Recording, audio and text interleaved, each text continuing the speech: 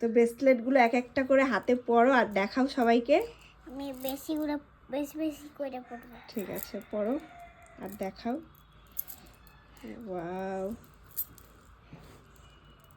এই দেখো আমার নিউ তো একটা সব সময় পরবে আর কয়টা রেখে দিব, কোনো জায়গায় গেলে পরবা, ওকে?